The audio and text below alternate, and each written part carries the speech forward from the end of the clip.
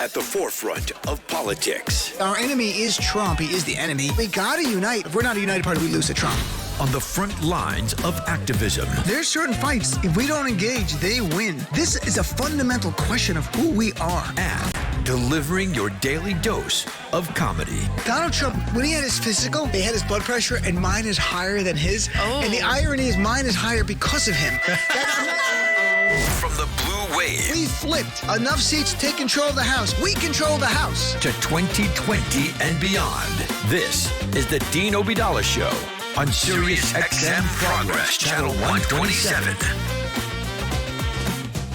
And welcome to the show, brothers and sisters of the resistance. It is Thursday, June 13th. I'm Dean Obeidallah. Hoping, as always, to be your MBFF. I was off the last 2 days. I want to thank our friend Naira Haq for doing a great job. And I was not on vacation. I was fighting Nazis, which we'll talk about in a second, of course. Breaking news, Sarah Huckabee, as I call her. This is true. She has now announced she's leaving the White House at the end of the month, folks. Reportedly, she wants to spend more time lying to her family. That's what we've heard. So who's going to hire a liar who just defends Trump with lies all the time? Who would hire that Fox News. We know that. So Trump tweeted today she's going to Arkansas, which means she's probably going to Texas. Who knows what's going on, but she's out. So let's talk about where I was the last 2 days and what happened. And a lot of people email me or communicate on Twitter. And I want to tell you about the lawsuit against the neo-Nazis. And in the past, I've mentioned it, but now I can give you more details because my lawyers would not allow me to share every single thing about the case. That was a rule, and I get it. So now I was in Ohio in federal court for the last 2 days, testified yesterday before a federal judge on this case. It was about the neo-Nazis, the Daily Stormer, smearing me, saying I was a terrorist, that I was involved in a bombing, and then inciting people to make death threats against me. But my story does not begin there. It would be wrong to actually start just when I wrote my article in May of 2017. This begins way before that. And the reason these neo-Nazis came after me, it was because Donald Trump cultivated them over years. Let's remember, during the campaign, 2016 campaign, Donald Trump retweeted white supremacists. Not once, many times. He retweeted someone with a Twitter handle, which is a Twitter name, White Genocide. If you're on Twitter, you know those names jump right out at you. If you're not on Twitter, I can assure you, you would clearly see the words white genocide before you retweet them, but that was a white supremacist, and Trump was cultivating them. You know, in February 2016, Donald Trump was asked point blank by Jake Tapper about David Duke endorsing him. And I want to play that for you. And this is all to build and make the case for how Donald Trump cultivated the neo-Nazis at the Daily Stormer and Andrew Anglin and other white supremacists. So when they lashed out at me, it was not in a vacuum, folks. It was all to defend their beloved leader, Donald Trump. So here is Jake Tapper and talking to Donald Trump, February 2016, in the campaign. Clip one, please. KKK Grand Wizard David Duke, who recently said that voting against you at this point would be treason to your heritage. Will you unequivocally condemn David Duke and say that you don't want his vote or that of other white supremacists in this election? Well, just so you understand, I don't know anything about David Duke, okay? I don't know anything about what you're even talking about with white supremacy or white supremacists. So I don't know. I mean, I don't know, did he endorse me or what's going on? Because, you know, I know nothing about David Duke. I know nothing about white supremacists. And so you're asking me a question that I'm supposed to be talking about people that I know nothing about. There you go. Of course, he doesn't know anything about David Duke. He's never heard of white supremacy, Donald Trump. But that was a lot. That was intended to send a message to the white supremacists who were out there cheering for him. David Duke, to remind you, had said at that very time, it was treason to your heritage not to support Donald Trump. What he meant was to your race. You're a race traitor by not doing it. When a Jewish reporter, Julia Ioffe, who you see a lot now on CNN or MSNBC, wrote an article critical of Melania Trump, she was subjected to vile death threats. Anti-Semitic death threats because she's Jewish. Horrific. She was scared. She went public with it. Wolf Blitzer asked Donald Trump during the campaign about these death threats and the anti-Semitic attacks on her, defending Melania Trump. And here's Donald Trump's response to that, because the correct answer, of course, is, my supporters, if you're doing that, I don't want you sending anti-Semitic hate Or I don't want you, even better, if you're sending anti-Semitic hate, I don't want you as a supporter. But that's not what Donald Trump said during the campaign, because he was cultivating Andrew Anglin and the Daily Stormer white supremacists. Let's jump down to clip number 10, please. He wrote it. She posted Melania was dishonest, inaccurate, a very tough piece. But since then, some of your supporters have viciously attacked this woman, Julia Ioffe, with anti-Semitic attacks, death threats. These people get so angry. What's your message to these people when something like that happens? I haven't read the article, but I heard it was a very inaccurate article. And I heard it was a nasty article. And it wasn't even, it wasn't even like a naked follow these anti-Semitic. I don't know about that. I don't know anything about that. But your message you mean fans of mine? Supposed fans of yours posting these very angry. You'll have to talk to them. But your message to these fans is? I don't have a message to the fans. A woman wrote a article that was inaccurate. So there's Donald Trump making it very clear as he cultivated these people time and time again. And as president, of course, it didn't end. Donald Trump calling visible African Americans low IQ, dumb and unintelligent, which is just parroting white supremacists, their fake science, which is about that white people are inherently superior intellectually to black people. He wasn't accidentally parroting them, folks. He was doing it because he's one of them. He is one of them. He called for a Muslim ban. White supremacists cheered more than anybody. He called for an end to immigration, building a wall. White supremacists' dream policies coming true. He's delivering everything they wanted. They can't believe it. To the white supremacists and neo-Nazis, Donald Trump was on their side, and they were clearly on Trump's side. So in August of 2017, at Charlottesville, when a white supremacist drove his car into a crowd, killing Heather Heyer and injuring scores of others, and other white supremacists came out to march and attack people, all to defend a statute from the Civil War, here was Donald Trump's infamous comments, clip number 2. You're putting what you're calling the alt-left and white supremacists on the same moral plane. I'm not putting anybody on a moral plane. What I'm saying is this. There was violence on both sides. Well, I do think there's blame. Yes, I think there's blame on both sides. You look at both sides. I think there's blame on both sides, and I have no doubt about it. Very fine people on both sides. Very fine people on both sides. Well, those very fine people are the ones who came after me. So that was August 2017. This was the climate we were living in. Donald Trump, for 2 years, had cultivated white supremacists, has emboldened them, had made them feel they don't belong on the margins anymore, or they can walk in the daylight.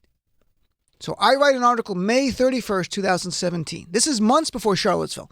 May 31st, 2017, about 5 months in the Trump's presidency. My article was titled for the Daily Beast, will Donald Trump ever say the words white supremacist terrorism? That's it. Will he ever say the words white supremacist terrorism? And I wrote that, and again, before Charlottesville, we had instances of self-avowed white supremacists committing acts of violence. We had a man in Portland named Jeremy Joseph Christian, 35-year-old white guy on a train spewing anti-Muslim garbage. When Good Samaritans stood up, he killed 2 of them.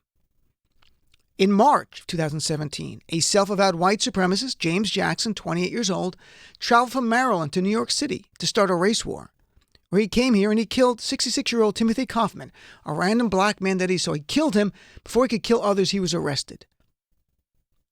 And thankfully, the district attorney in Manhattan charged that man, James Jackson, with terrorism.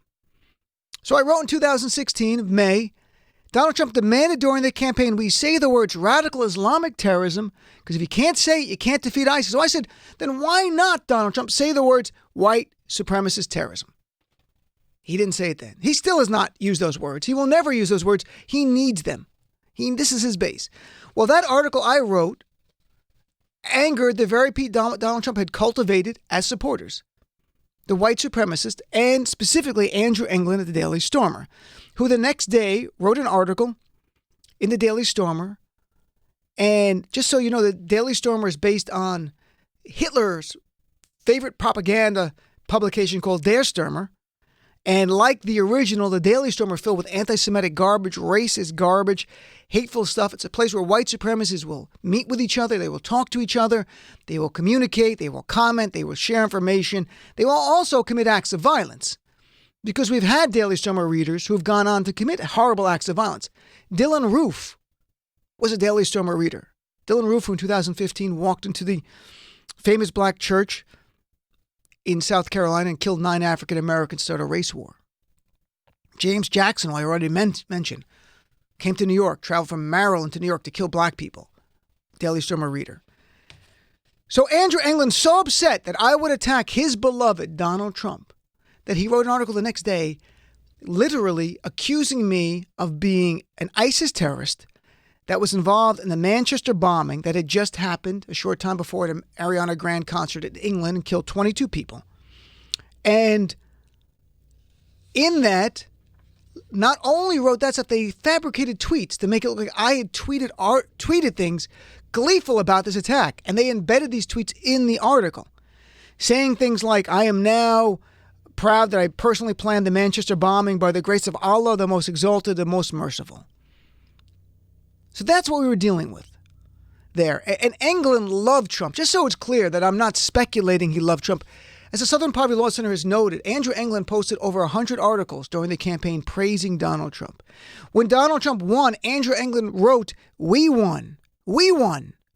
Our glorious leader has ascended to God Emperor. Make no mistake about it, we did this. If it not for us, it wouldn't have been possible.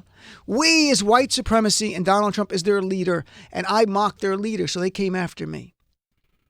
And in that article where he smeared me as a terrorist, he fabricated tweets. He told them point blank, confront me. His exact words, go confront him. Given the violent history of the Daily Stormer, as you would imagine, someone would respond with violence. Now, at this point, they responded with posts of violence. Things like, Dean better pray that he dies of natural causes before we get there. Or the dude just earned himself a spot at the gallows.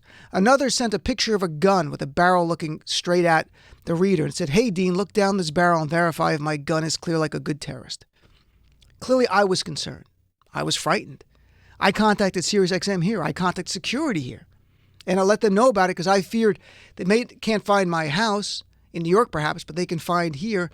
And maybe they come to avenge this fact that I'm attacking Trump and white supremacy and kill innocent people here while trying to get to me. I also contacted the Daily Beast and alerted them the same way. I had to change my daily routine to a certain respect because of Donald Trump's white supremacists. This is where we were. And the question for me is, do I do anything about it in that time? June, July of 2017, I thought about it. I was getting some threats. I was concerned. I thought, well, I could forget about it and maybe it just goes away. But that article is up there and anyone can find it. So we filed a lawsuit. We filed a lawsuit before Charlottesville. We filed a lawsuit in federal court, and thankfully a great organization called Muslim Advocates, a not-for-profit organization, took my case and then got two great law firms, Lathan and Watkins, and local counsel in Ohio, where we had to sue because that's where Andrew England was based and his company was based there, and the Chandra law firm, and we filed a lawsuit. So over the next almost 2 years, we litigated this lawsuit. It was very hard to serve Andrew England. He's on the run. We don't even know what country he's in. But we were able to, through court proceedings, serve him by publication, it's called, and then get judgment against him. And then we had our hearing to enter a damage award. That's why I was there Tuesday and Wednesday, preparing on Tuesday and Wednesday, testifying in federal court before a federal judge. And what happened next was remarkable. First, Andrew England's father showed up and testified about creating the website, talked about the money that he took to help his son. They would send checks, these white supremacists, from around the country, and his father would take out the money and give it to his son. We don't know where his son is, but he just talked to him a few weeks ago. He's talked to him all the time. The judge heard the whole entire case, what I talked about here, heard from the father, and the judge entered a judgment in my favor against both Andrew England personally and his company in the amount of $4.1 million. That's a combination of compensatory and punitive damages. How much of this will I collect? It's up in the air. It's very hard to say.